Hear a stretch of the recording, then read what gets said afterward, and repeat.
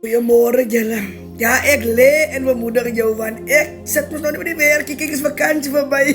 Ek gaan maar die werk is. Werk lekker jou werker. Nou Efesiërs 4 vers 32 sê die volgende: "Hy moet goed gesind teenoor mekaar wees." Maar hy sê ook die volgende: "Hy moet mekaar vergewe soos God ons vergewe het." Nou hier is die ding. As 'n mens onvergewensgesind het, word jy mos siek. Sien julle, mense word siek, jy voel nie lekker nie. Asof jy nie mense kan vergewe nie. Maar sodra jy mense vergewe, begin dan voel jy vry en jy voel lekker, want jy kan oopmond verby mense stap. Nou hier is die ander ding wat ons het, vir julle mense wat in die wêreld is, vergewe mekaar so vinnig. Ek hou dop. As mense wat nou hierdie gemaakte bier drink, as dit hulle op 'n jaar, as hulle nou, wat is dit, dis bloedgoed, en dis wat is lelike goed wat aangaan, dis stry hulle beklei. Maar môre is dit dieselfde mense wat gister beklei het, wat saam stap en sê, my broer, hoe voel jy? Hoe gaat ons maak? Gaat ons gazat? Gaat ons las? Maar as ons by die Here is, dan gaat hy op toe trap.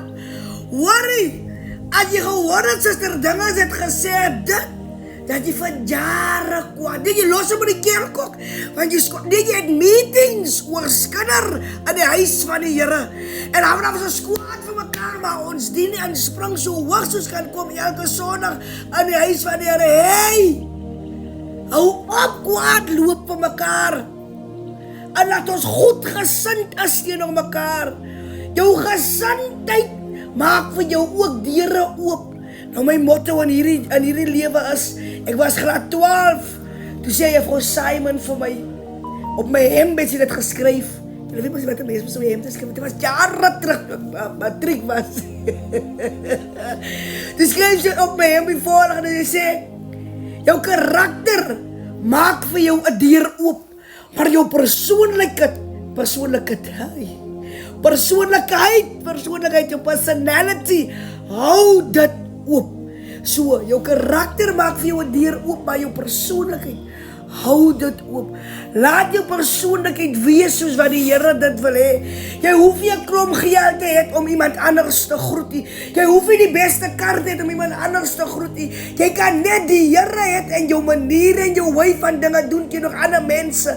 Hulle moet weet dat die is die Here se kind. Moet jy jou beter hou nie.